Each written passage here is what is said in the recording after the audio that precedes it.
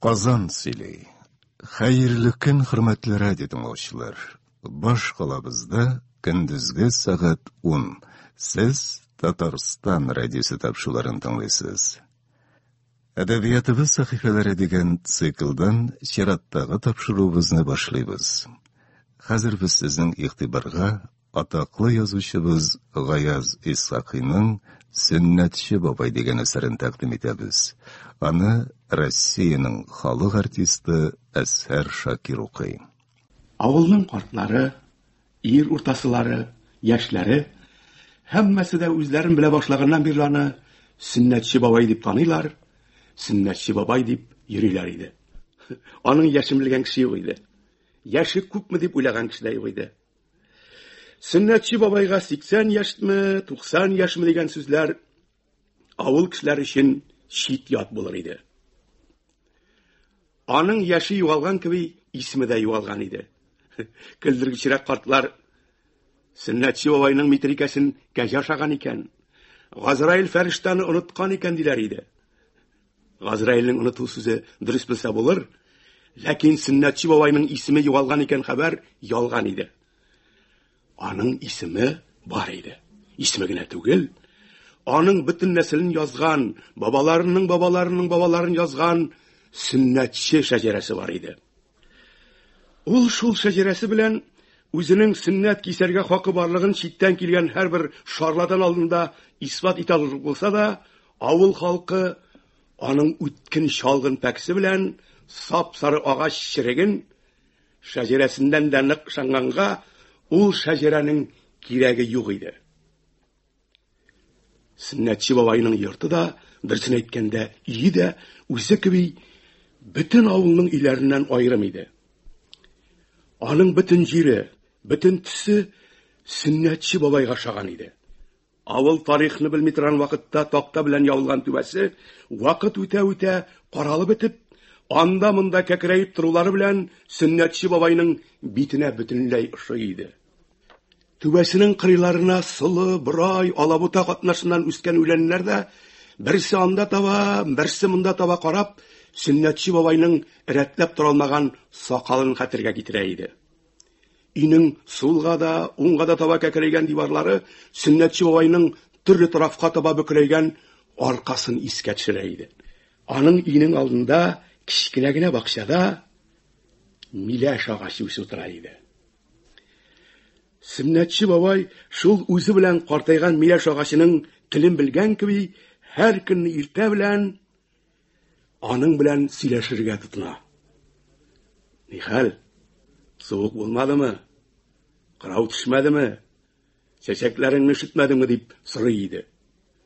Миләш тә исәнлегеңне телим дигән кебек, әллә кайдан җил белән бәрелеп шаулап җавап бирә иде.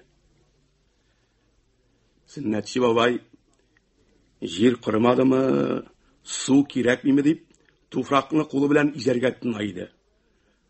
Ул күп вакытны су сибәргәме, юкмы дип уйлап тора да, майдан бытка бозылмас дип, чиләкне күтәреп, артындагы инешкә төшә дә, анда үз ясаган басмадан су алып менеп, миләшнең төбенә сибә иде. Аның миләшләре ерактан караганда никадәр малайларны кызыктырса да, урамның теге ягыннан үтеп барганда ук үзенең ачылы-тишеле тәме белән никадәр аларның авыз суын агызса да, килеп азып алырга берсенең дә көче җитми иде. Миләштән башка да бабайның байлыгы юк түгел иде. Аның өйнең артында канау белән өйләндереп алган, суга кадәр сузылган ихатасы бар иде. Читтән караганда никадәр кичкенә генә күренмәсен, бу ихатаның бер пишмагы уҗым кыры, бер пишмагы сабан ашлык кыры, суга якын җире пишәнлеккә бүленгәнгә, урта җире шалкан, кыяр, кәбестә, чигендер, борчак, бәрәңге түтәлләрендә ишенә алган иде. Җәйнең һәр вакытында аның шул бакчасы ямь-яшел тора. Илдәге кырылык аның арышын саргайтмый. Җәйге силек аның кара будайын кидерми иде. Һәр елны кояшка карап торган каш җирендә аның будайы уңа, уйсу җиргә чәчкән сулысы кара туткыллы булып гөрләп үсә, кара будайы миләш кеби сабаклары белән тулы була. Арышы, сары ука кеби башын күтәрә алмаенча сузылып ята иде. Аның кыяры, шалканы, кишире хакында сөйләмим дә инде. Алар бөтен авылның авызыннан суын агыза, бөтен авылны кызыктыра иде. Сөннәтче бабайның кышкырты да юк түгел иде. Ләкин булары ни өчендер Сөннәтче бабайныкы дип сөйләнмәенчә, аның карчыгы Гөлйөзем әби исемлән йөри иде. Мәсәлән, аның бүрекле тавыгы, кызыл әтәче Гөлйөзем әби тавыгы, Гөлйөзем әби әтәче дип йөртелә. Аның зур җилемле, һавалы мөгезле, көтүнең артыннан килә торган кәҗәсе дә Гөлйөзем әби кәҗәсе дип сөйләнә иде. Буларның төсләрендә, йөзләрендә, кыланышларында, табигатьләрендә һичбер аерма юк иде. Дөрестән дә булар хәзер ике кеше түгел, икедән кушып ясалган бер кеше иде. Буларның төсләре генә түгел, уйлары да берләшеп беткән иде. Мәсәлән, Сөннәтче бабай карчык түтәлләргә сибәргә вакыт түгелме дияргә өлгерә алмый иде. Гөлйөзем әби чиләкне күтәреп чыга башлый иде. Көз җитеп, сөннәт туйлары җитә башлагач, Гөлйөзем әби карт, сөннәтләр җитә дияргә өлгерми, Сөннәтче бабай таһарат төзеп, чалгы пәксен кайрарга тына иде. Алай булса да, булар үзләре бер-берсен айралар иде. Ул гына да түгел. Булар арасында эштә дә аерма бар иде. Кәҗә сау, тавыклар ашату, йомырка җыю, самавыр кую, Гөлйөзем әбинең эше булган кеби, миләшкә су сибү, йортны себерү, канауларын төзәтүдә Сөннәтче бабайның гына эше иде. Онытканмын икән әле.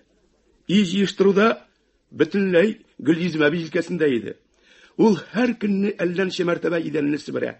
Һәр атна кич ком белән сап-сар итеп самавырны агарта иде. Һәр намаз алдыннан картның кумганына су сала иде. Өйләрендә әллә никадәр җиһаз булмаса да, җәмәгатьләре шул карт белән карчык белән бетсә дә, Гөлйөзем әби көне буе эштән бушамый иде. Ул кай вакытларда мич ягып, күмәч сала, кыстыбый пешерә. Бәйрәм көннәрендә картының намаздан кайтуына кыймак хәзерләп куя иде.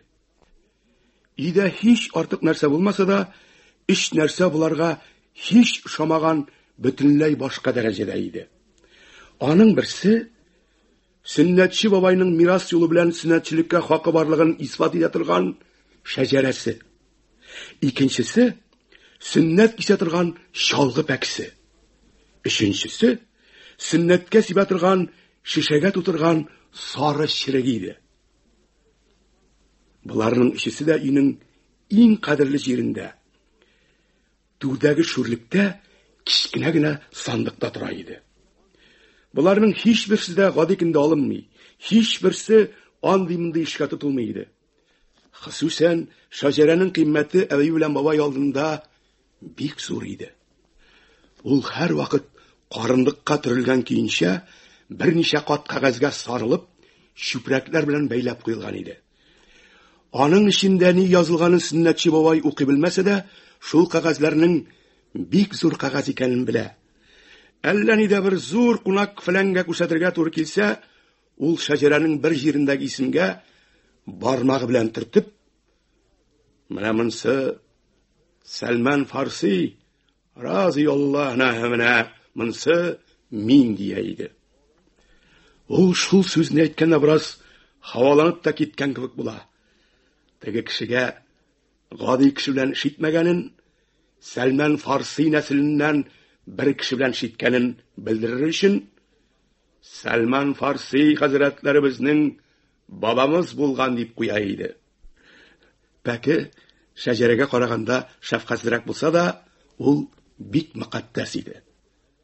Бабай аны да салаватсыз тотмый, аны да күрсәткәндә атасыннан калганын сөйләп кенә калмаенча, аның да шул буыннан үтеп, хәзрәти Сәлман Фарсидан килгәнгә кадәр барып җитә. Аңа хәзрәти Рәсүлнең үз кулы белән бирүен дә әйтеп куя иде. Пәкене караган кешенең күңеленә ул вакытта чалгы бар иде микән дигән фикер килми. Бабайның башына да андый шөбһәләр керми иде. Замана бозылмаган иде. Халык бер-берсенә ышана, язган сүзләргә, Коръәнгә ышанган кебек ышаныч белдерә иде. Көннәр кыскара башлап, кичләр сугая башлагач, Сөннәтче бабайларда хәл үзгәрә. Гөлйөзем әби кирләр чайкый, өйнең идәннәрен юа, самавырын тагын көзгә кебек ялтыратып куя. Шул көнгә дип җәйле җыйган каймагыннан гөбе яза иде. Менә көтәр көн килеп тә җитә. Көннәр салкынланып җитеп, чебеннәр, күбәләкләр үлеп бетә иде. Сөннәтче бабай иртән намазга алдан ук барып утырып, ниятләрен укый. Намаз беткәч, хәзрәткә килеп, безгә Фатиха биреп чыкмассыз микән? Карчык самавыр куеп торыбыз дип әйткән иде дип, хәзрәтне ашка чакыра. Хәзрәт тә чакырласын әллә кайчан белеп торганга вәгъдә бирә. Сөннәтче бабай хәзрәт остаз бикә белән бергә дип ныгытып әйтеп куя. Аннан соң, алай булса сез хәзрәт тәһарәт яңартыгыз да барыгыз. Мин карчыктан кайтып сөйнеш алым дип кызу-кызу кайтып китә.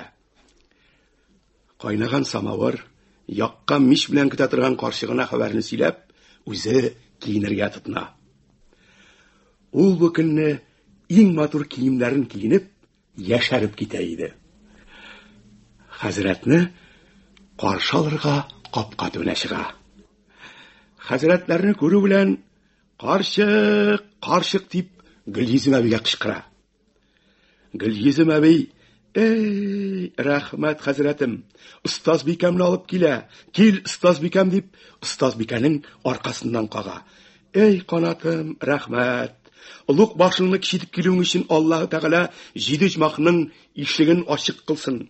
Безнең ярлы йортыбызга аяк баскан өчен Аллаһ Тәгалә хәзрәтләре алтын көмештән сарайлар бирсен" дия иде. Абыстай да хәзрәт тә амин дип өйгә керәләр. Әби: "Эй, рәхмәт хәзрәтем, эй, рәхмәт. Бөтен илдән айырып безне үз итүгезгә рәхмәт. Сәлман Фарси хәзрәт шәфкатьчегез булсын" дия иде. Шул Сәлман Фарси дигән сүзне әйткәндә, Сөннәтче бабай тагы бераз үсеп киткәндәй була. Аның күзенә нур керә. Аның йөзе тагы да яшәрә төшә иде. Хәзрәт табыстай да кыстатмаенча эчәләр, ашыйлар, тәмле сүзгә кереп китеп, чынаякларын санарга оныталар иде. Самавырда су беткәч кенә, туйдык инде дип тартынсалар да, Гөлйөзем әби теге кайнаган су белән самавырны яңарткач, тагы эчәләр иде. Өченче мәртәбә самавырны яңартырга хәзрәт тә каршы килә, остазбикә дә разый булмый иде. Гөлйөзем әби: "Минем хәзрәткәем ишәсем килә. Мин дә сезнең мәҗлисегез белән шәриф буласым килә" дигәч, хәзрәт тә дәшми, остазбикә дә разый була. Тагы самавыр килә, тагы Гөлйөзем әби белән бергә чәй эчелә, тагы су бетерелә иде. Дүртенче самавырга хәзрәт кенә түгел, абыстай да каршы килә. Гөлйөзем әби дә кирләнмәенчә чәй урынын җыеп ала иде. Сөннәтче бабай: "Хәзрәт, әрвахлар өчен" дип сүзен әйтеп бетерми, хәзрәт бик озын иттереп, гарәпчә, фарсыча катнаштырып дуга кыла иде. Сөннәтче бабай хәзрәт дуга кылып бетергәч, әллә качан хәзерләп куйган пич буендагы зур 5 тиенне хәзрәтнең кулына. 5 тиен дип язылса да, хәзер 1 тиен ярымга йөри торган зур акчаны остазбикәнең кулына бирә иде. Акчалар кызган булса да, хәзрәт табыстай да кулларыннан төшермәенчә дуга кылалар иде. Дугадан соң хәзрәт: "Аллаһ Тәгалә озын гомер бирсен, дәүләтегезне киң кылсын" дияргә дә өлгерми, Гөлйөзем әби әллә кайдан чыгарып хәзрәткә зур 2 тиен, абыстайга 1 тиенне төртеп, "Падишаһ хезмәтендә үлгән углым өчен" дип сүзне бетерә иде. Шуннан Гөлйөзем әби: "Гаеп итмәгез инде, сыйлый алмадым" дия иде. Хәзрәт: "Бик рәхмәт, бик сыйландык" дип тора башлагач, Гөлйөзем әби: "Аш хәзерлый алмадым инде, хәзрәт. Аз гына шурпа бар, шуны ашап китсәгез иде" дия иде. Шуның артыннан тавык итендә пешкән шурпа китерә иде. Ул бетәргә өлгерә алмый, Каз аягы бүтәкәсеннән пешкән, шыгыр-шыгыр кайнап торган шурпалы бәлеш ашъяулыкка куела иде. Шул арада ишек алдына чыгып, Сөннәтче бабай да зур аякларда сысла күтәреп керә иде. Бәлки хәзрәт яратырсыз дип, хәзрәтләр өчен ясалган сысланы суза иде. Бәлеш ашала, сысла эчелә иде. Бәлешнең эче бетеп, төбе киселергә җиткәч, хәзрәт табыстай да кисмә дисәләр дә, кискәч төбеннән берәр кисәк ашыйлар иде. Ул бетеп өлгерми, Гөлйөзем әби: "Хәзрәт, менә безгә дугаңны аз кыласың. Быел бер үрдәгем качып салды, үрдәкләрем аз булды" дип, пешкән үрдәк чыгара иде. Хәзрәт: "Сез безне бигрәк сыйладыгыз инде" дия иде. Абыстай да: "Туйдык инде, кирәкмәс, бозма" дия иде. Ләкин бозылгачтын үрдәктән кичкенә мәхтүмгә дип алып калган боттан башка бер нәрсә дә калмый иде. Үрдәктән соң Гөлйөзем әби: "Бер нәрсә дә хәзерли алмадык" дип, йомырка бәлеше чыгара иде. Тагы кисмә дигән сүзгә карамаенча, ул да киселә, ул да ашалып бетә иде. Шуннан соң Гөлйөзем әби: "Гаепләмәгез инде, хәзрәт" дип, гызыр үтенергә тына иде. Сөннәтче бабай да әллә кая югалып, шактый гына зур бер карбыз күтәреп керә иде. Хәзрәт белән абыстай тагы урыныбыз калмады инде дисәләр дә, ашый башлагач карбызны мактый, урын калмаганлыгы онтыла иде. Шуннан соң Гөлйөзем әби никадәр самавыр китергә теләсә дә, хәзрәт разый булмый. Ул шул арада капка төбенә аш калырга килгән кешене күрсәтеп: "Остазбикә калсын. Без Корбан Кылый агай белән бергә китик инде" дия иде. Корбан Кылый дигән сүзне хәзрәт үзенә әйткәнгә, Сөннәтче бабай тагын кәефләнә. Гөлйөзем әби тагы шатлана иде. Шуннан соң Сөннәтче бабай: "Алай булса, хәзрәт, безгә Фатиха бир инде. Бүген баш көн, башламакчы булам" дия иде. Хәзрәт кулын күтәреп дуга кыла иде. Шул көнне өйләдән соң Сөннәтче бабай һаман шул кунакча киеменнән чиреген салават әйтеп кагазгә төреп, пәкесен күкрәк кисәсенә тыгып, күрше Мифтах малайын янына алып, эшкә чыгып китә иде. Иң әвәл хәзрәтнең углы булса хәзрәткә, аның углы булмаса мәрзингә, анда булмаса илдәге хаҗига, анда да булмаса намаз карты Губай бабайга, анда да булмаса башка берәр намазлы ниязлы картның йортына бара иде. Аталары күтәреп чыгара торган, чыкмас өчен тыпырчына тырмыша торган зуррак малайларны өйрәтер өчен, ул кесәсеннән чыгарып бер алма бирә. Аның белән сөйләшеп, аңар чыбыркы ишеп бирергә вәгъдә итә иде. Шулай итеп аны шандырып җиткергәч, аңар: "Кызыл ыштан, тәти ыштан тегәбез. Менә үлчигәле" дип яткыра да, яндагыларга тотарга кушып, салават әйтеп, "Бисмилла, Аллаһ әкбәр" дип кисеп ала иде. Акыра-бакыра торган малайның җәрәхәтенә чиреген сибеп, чыгарырга куша иде. Шул эшне эшләп бетергәч, кулын юып, тагы салават әйтеп, пәкесен, чиреген куеп, хәзерләнеп торган чәй янына менеп утыра. Элгәрге сөннәтләр хакында сөйләп, чәй эчә иде. Сөннәт садакасын алып, гадәттәге бер икмәкне янындагы бер малайга күтәртеп, ул күңел тынычлыгы белән өйгә кайтып китә. Бу көнгә шуның белән эшне туктата иде. Ул шул көнне үзен бөтенләй егетләрчә хис итә. Бөтенләй башка кеше булып китә иде. Йокысында тыныч йоклый, вак-төяк төштә күрми, күрсә дә бабаларыннан Сәлман Фарси хәзрәтне яки Сәйид Баттал Газины гына күрә иде. Иртәгесен ул иртүк чыгып китә, көне буе 4-5 җирдә сөннәт кисеп, 5-6 икмәк күтәреп кайта иде. Шул вакытта Гөлйөзем әбинең ие икмәк белән Сөннәтче бабайның кесәсе зур бакыр акчалар белән тула иде. Шулай итеп, еллар үтә, яшьләр өйләнә, яңа балалар, яңа сөннәтләр җитә. Яшьләр картая, картлар үлә. Еллар үтә иде. Шулай гомер үтеп килгәндә, шул тынлыкның очы, төбе күренмәгәндә, бер көнне иртә белән хәзрәт йоклап ятканда, Сөннәтче бабай ишекне кагып, хәзрәтне уятты. Калтыраган, каушаган тавышы белән: "Хәзрәт, карчык авырып китте.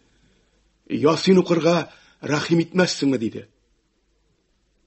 Хәзрәт Сөннәтче бабайны юатып: "Иншалла, кичәр, суык тигәндер" дисә дә, күңеленнән чыннан да куркып китте. Тиз генә тахиратланып, бабай белән китте.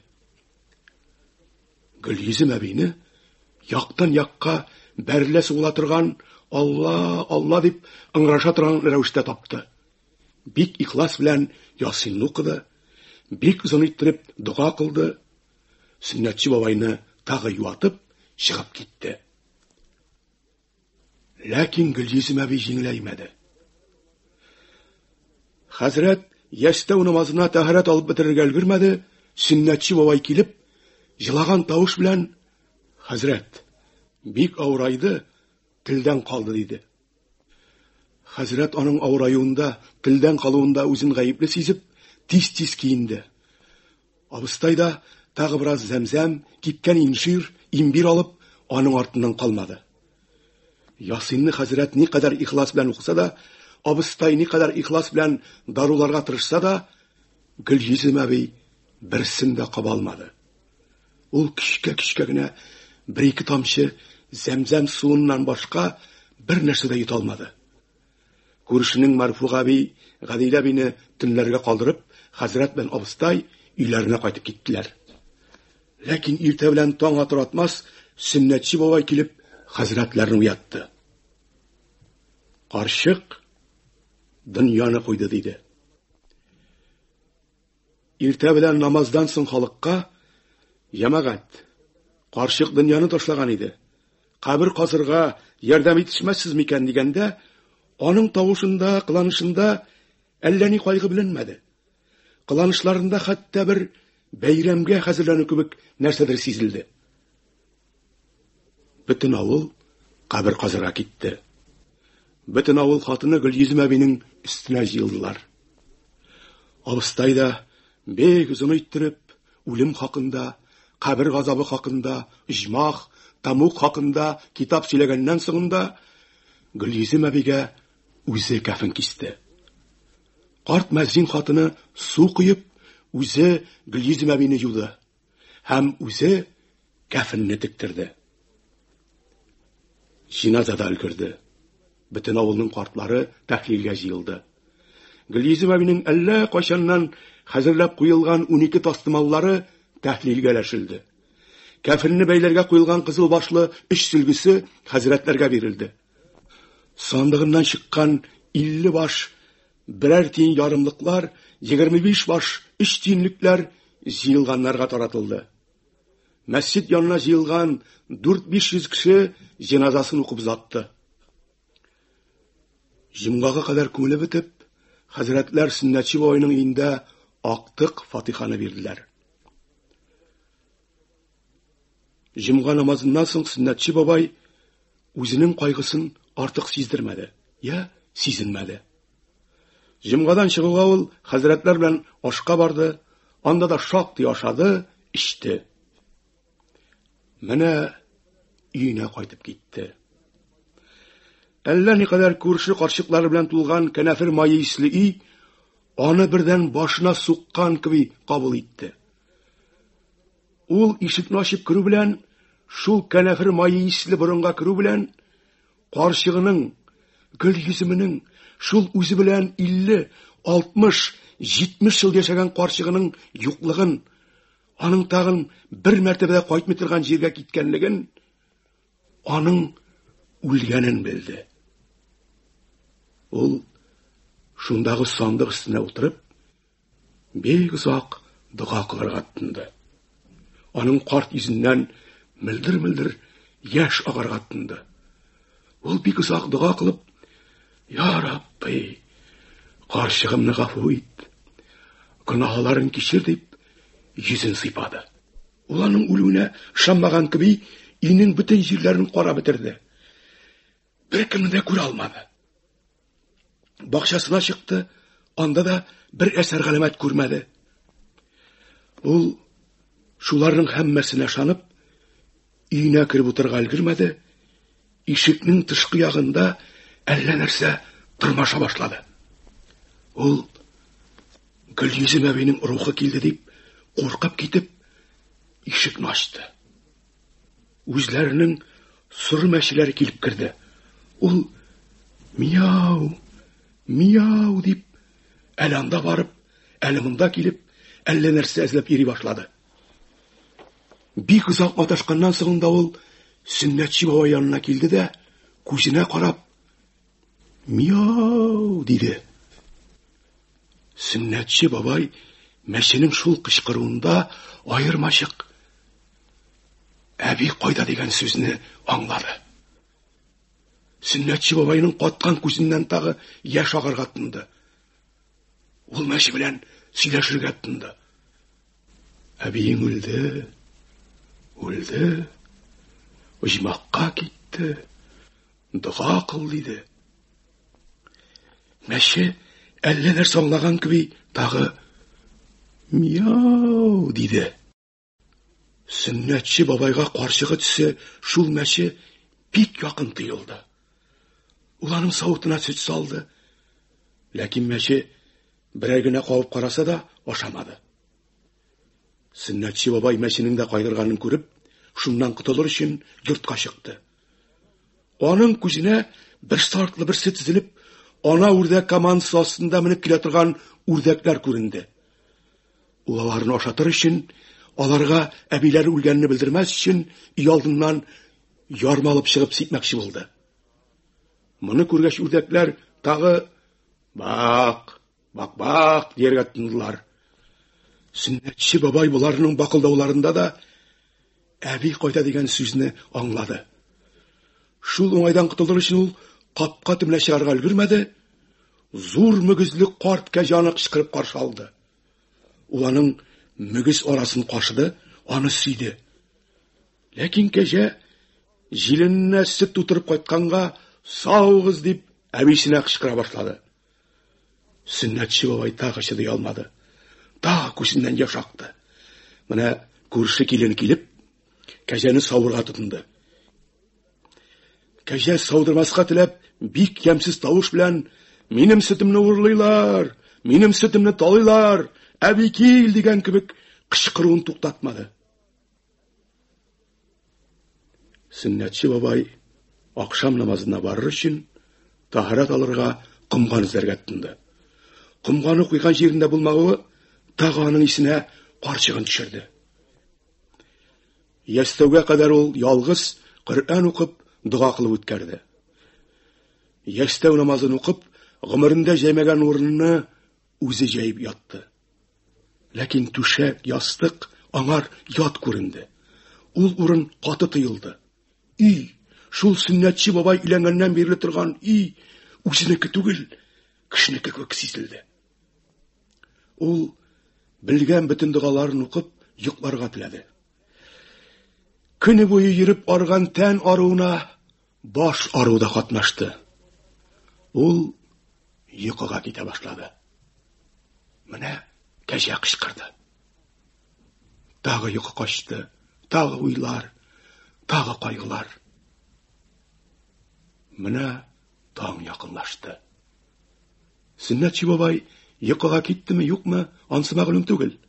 Ул аппак күлмәктән көлеп кенә Гөлйөзем әбинең карт, намаздан каласың дигән тавышын ишетте.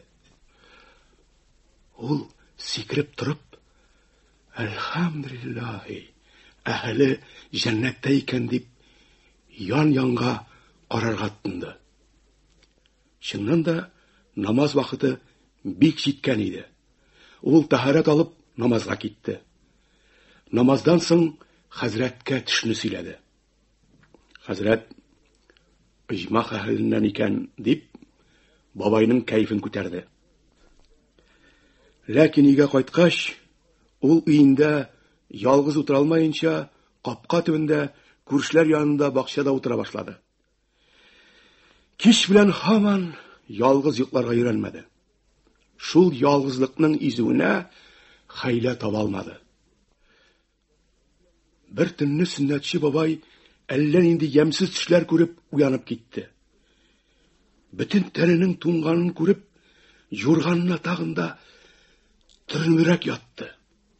Ләкин ни кыланса да аркасын җылта алмады. Ул әйләнде, бәйләнде, урынын төзәтте, ләкин аркасы җылынмады. Әвәле йокыга киткән кеби булды. Тагы аркасы туңып уянды. Тагы калыкты, тагы уянды. Менә аркасының туңганын белеп, ярты йокы, ярты уяу кийинчә, "Карчык, карчык, арканы җылыт" диде. Үзенең тавышын үзе ишетеп уянып китте. Шул тавыштан куркып, йокысы качты. Тагы күңеленә Гөлйөзем әбинең үлүе, мәрхүмәнең һәр вакыт Сөннәтче бабайның аркасын җылытып йоклатуы исенә төште. Шул рәхәт көннәрне исенә төшереп, аның аркасы тагы туңа башлады. Ул тагы Гөлйөзем әби хакында уйларга тотынды. Уйлый ничектер тагы өйләнергә дигән фикер башына килеп кирде. Аркасының туңуы шул фикергә куәт бирде. Ул минут сайын өйләнергә кирәк дип уйлый башлады. Бик озак йоклый алмаенча уйлап торганнан соң, ул өйләнү фикеренә килде. Килдегенә дә түгел, шул уйдан аерыла алмады. Ул шул уйы белән җанланып, аркасы туңганында хәтереннән чыгарып, вакытыннан иртә тәһарәт алып, намазга китте. Намаздан соң хәзрәткә үзенең хәлен бәйли сөйләде. Хәзрәт белән абыстайга шул яше онтылган бабайның өйләнеп йөрүе көлке булып тоелса да, Сөннәтче бабайның шул уй белән саташканын күреп, каршы килүдә мәгънә юклыгын аңлап, яткан ягын сыйпарга тотындылар. Сөннәтче бабай тәмам яшьләр кеби авылдагы тол хатыннарны санарга тотынды. Бик файдалы, кыйммәтле кияү кеби әллә никадәр тол хатыннарны яратмаенча үтеп китүе хәзрәт белән абыстайны әллә акылдан бераз язды микән дигән фикергә төшерде. Ләкин башка хәрәкәтләре бик вакыллы күренүе тагаларны ул фикереннән кайтарды. Сөннәтче бабай илгәре яучы булырга хәзрәтне яисә остазбикәне кушса да, бабайның күңеле бик югардан булганга, төрле хәйләләр табып, хәтта хәзрәт иске әүлияларның үзләре өчен үзләре яучы булганнарын сөйләп, үзенә баруны мәслихәт итте. Бабай да шул сүзне колагына алып, белгән дугаларын укып, күңеленә иң яраган иске мәзин хатынына таба китте. Мәзин хатын абыстайның җиткән угыллары барлыгын хәтеренә дә китермәенчә, мәзин хатынның кияүгә барга теләү-теләмәвендә уйламаенча, туп-туры барып кирде. Сөннәтче бабайны күргәч тә, мәзин хатынның улларының уллары шыр-шыр килеп, "Кисә, кисә" дип кычкырыштылар. Алар артыннан кызлары да "Кисә, кисә" дип пишмакларга пыстылар. Мәзин хатынның ялгыз гына калуын бәхет белеп, Сөннәтче бабай турдан-туры сүз салды. Карт остазбикә Сөннәтче бабайны азрак акылы җиңеләйгәндер дип, "Утыр" дип сүзне башкага борырга теләде. Ләкин карт "Әлхәмдүлиллаһи, фақир түгелмен, арышым да бар, кәҗәм дә бик сөтле, быел сөннәт тә шактый күп" дип үзенең яхшы якларын сөйләп торганга, моның чынлап йөрүен аңлады. Һәм дә минем ул фикерем юк. Ирем мәрхүмгә вәгъдә бирдем. Балаларым да үсте. Менә шуларның балаларын тәрбия кылып гомер үткәрәм диде. Бабай шактый ачуы килеп чыгып китте. Ул хәзер аръяктагы кызында тора торган Сөлгече карчыкны сарарга китте. Ләкин Сөлгече карчыкның тасма тел кызы бабайның сүзен ишеткәч үк бабайны кадерсезләп тиргәргә тотынды. Ләкин буларның берсе дә бабайның иссесен сүндермәде. Киресенчә аңарда шул фикерне куәтләндерде. Ул күрше авыллардан сораштыргалый башлады, күрше карчыкларына, картларына үзенә карчык табырга үтенде. Менә килеп карчыклар димләргә тотындылар. Кайсы ул авылда, кайсы бу авылда, бик һәйбәт, бик яшь фәлән дип мактадылар. 5-6 сөаль белән бу карчыкларның һәммәсенең дә торырга урыны юк, фәкыйр, карт, зәгыйф, эшкә ярамаган икәнлекләрен аңларга мөмкин иде. Ләкин Сөннәтче бабай аларның һәммәсен дә яратты, һәммәсенә разый булды. Ләкин берсе әллә нигә күңелгә күбрәк ошаган төсле булды. Шуңа күрә ул былтыргы сөннәттән калган 2 капчык арышны сатып, күршедән ат алып, теге адрес камзолны киеп, күрше авылга китте.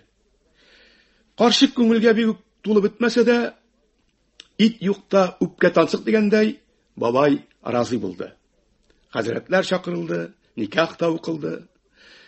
Моннан соңгысын бабай никадәр әвәлге туена шатырга теләсә дә, ошамады.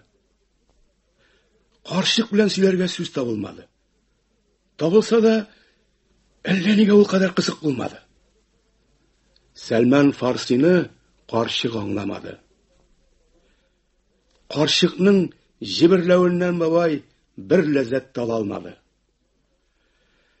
Бабай шуларны аңласа да, менә үз өемә килгәч, Гөлйөзем кеби үк булыр. Аның үлгәне сизелмәс тә дип күңелен юатты.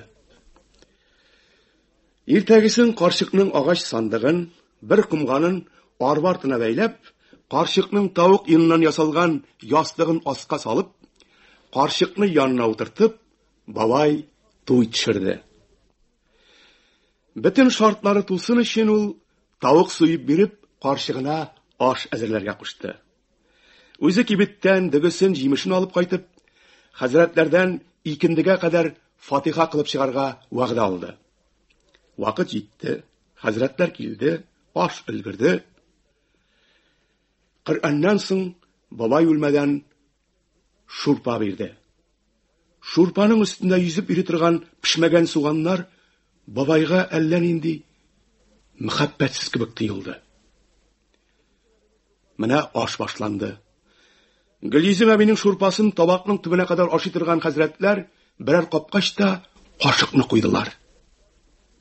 Бабай шөбһәләнде, бисмилла әйтеп ашны капты. Тозсыз, борычсыз, чи суганлы, идел суы 50 батман иттереп пешерелгән шул аш аз гына кыстырмады. Ул халыкны кыстап тагы 1-2 капса да, артык инди дә кашыгын суза да алмады. Аш алыштырылды. Бәлеш чыкты. Өсте ачылды. Кирпич төсле каткан ярмага мәзин никадәр шурпа сипсә дә, ул иремәде. Төбенә кадәр ашалып бетмәгәнгә мәзин төбен кисмәде дә. Менә тутырган тавык. Ул туп шикелле дошман гаскәрен атарга, аның крепостын ватарга ясаган кебек катырылган. Киселгәч, йомыркалар беләү кебек ялтырап торалар. Тузлыгыннан авызга кабарлык түгел. Ул гына булса да ярар иде.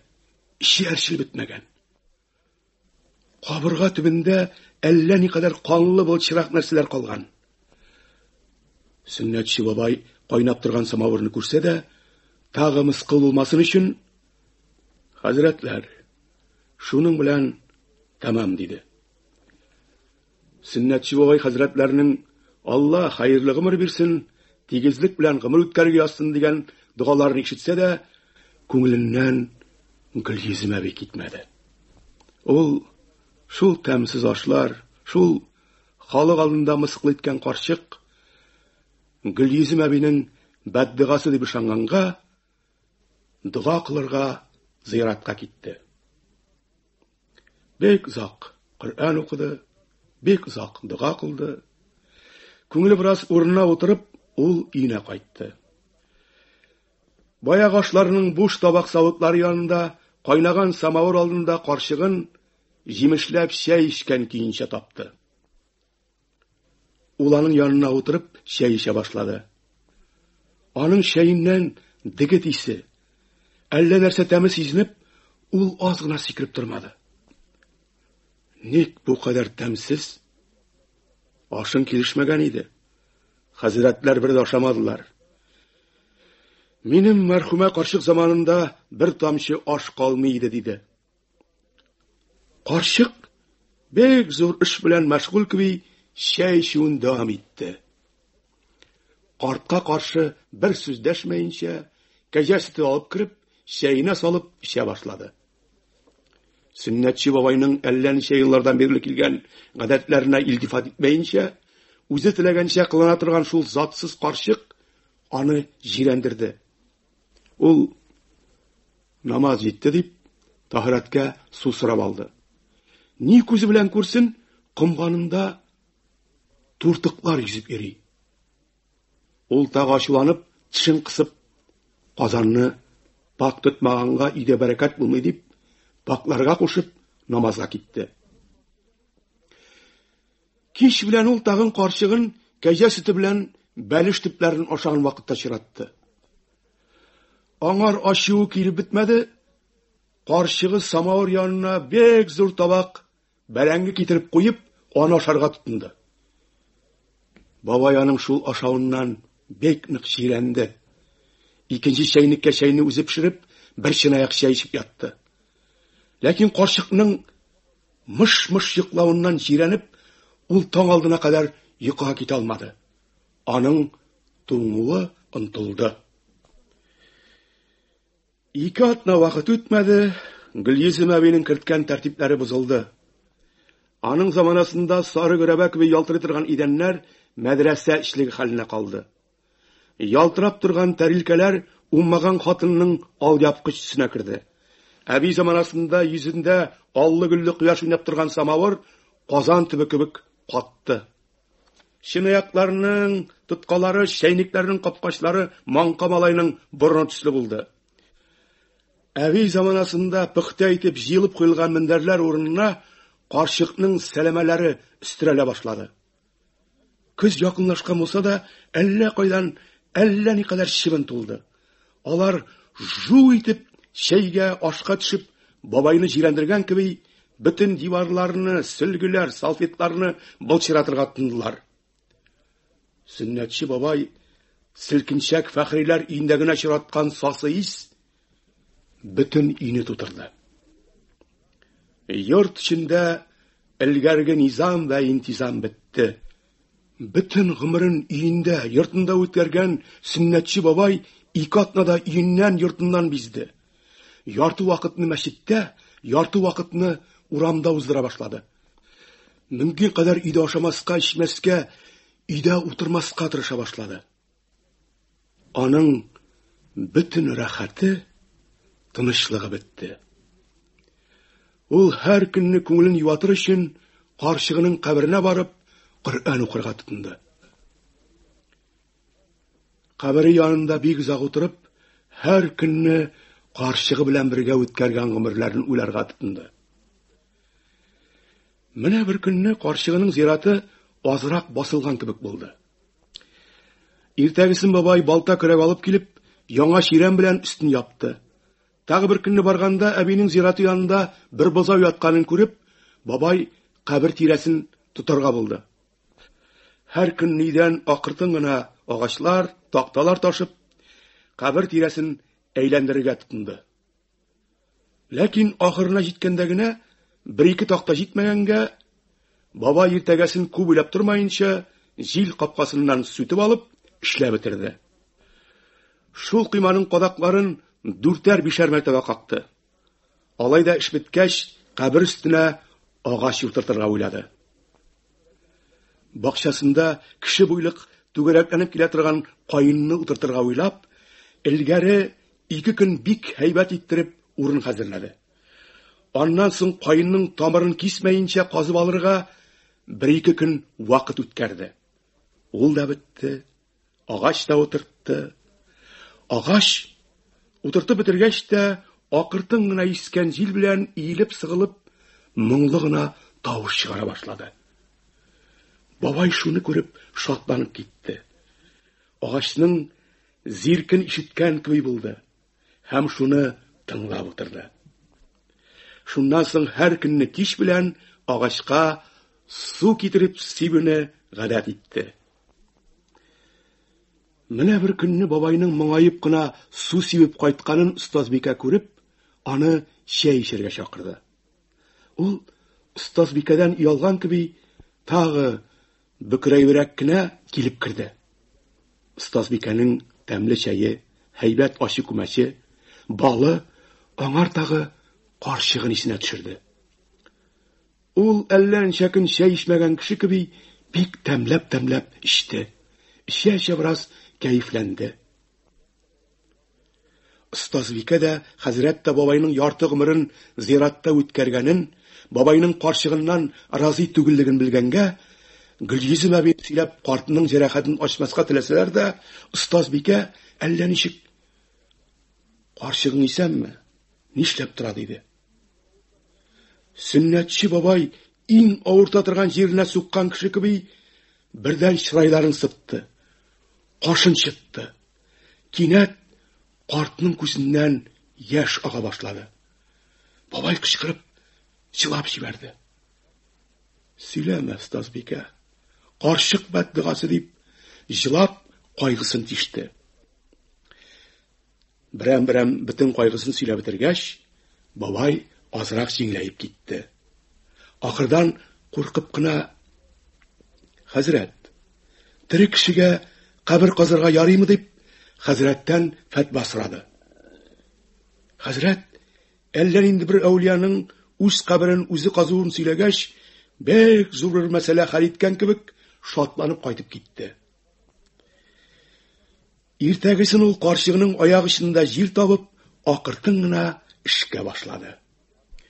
Ул илә намазыннан соң тәһарәт алырга дип, акыртын гына өенә юнәлде. Ишекне ачты. Түр башында карчыгының бәрәңгәрчи утырганын күрде. Күзе карчыкның кулындагы былчыра беткән пәкегә төште.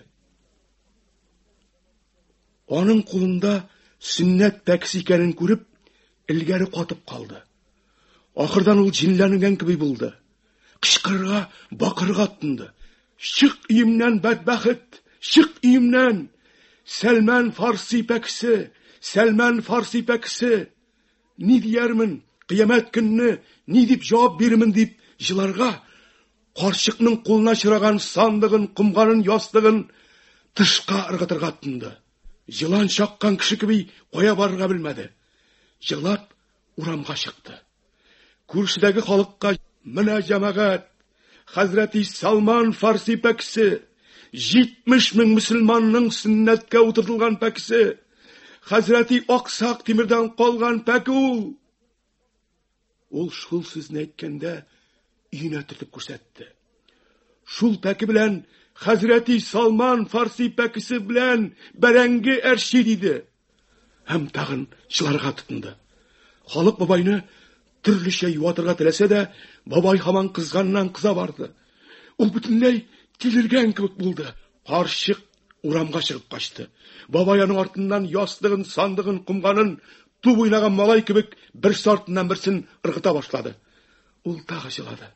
Тагы: "Сәлман Фарси шәфәгать кыл! Карчыгым бәддугасы! Карчыгым бәддугасы!" дип халыкка кайгысын аңлатты. Менә бердән аның кып-кызыл бите агарды. Ул калтырана башлады. Аппак булып авызыннан күбек агып, хушсыз булып егылды. Хәзрәт килеп Коръән укыганнан соң хушына килсә дә, теле ачылмады. Пәкене никадәр алырга теләсәләр дә, кулыннан ычкындырмады. Хәзрәт килгәч, ул күзе белән әллә нәрсә эзләнә башлады. Кунакларга әллә нәрсә әйтергә теләде, ләкин әйтә алмады. 3нче көнне хәзрәт Коръән укып бетергәч, аның янына: "Әти, кунаклар килде" дип, әтисен чакырырга Мәхдүм килеп керде. Бабайның күзе нурланды. Ул көлгән кеби булды. Әллә нәрсә әйтергә теләгәне беленде. Күзе белән Мәхдүмне чакырган кебек булды. Мәхдүм акыртын гына әтисе янына килде. Бабай тагы күзенә әллә инде мәгънәләр чыгарып, кулын селкетә башлады. Мин бәла белән кулын күтәреп, Мәхдүмгә таба төртте. һәммә кешегә пәкесен, үзенең иң кыйммәтле бүләген, Сәлман Фарси пәкесен Мәхтүмгә бирергә теләвен аңлатты. Мәхтүм аптырап калды. Хәзрәт алырга кушты. Алды. Бабайның йөзенә көләчлек чыкты. Ул әллә нигә шатланган кебек булды. Тагы бик авырайып, Алла диде дә үлде. Аны үзе казыган кабергә иртәгәсен бөтен авыл җыелып күмде. Күрше карты аның өстенә каен илтеп утыртты.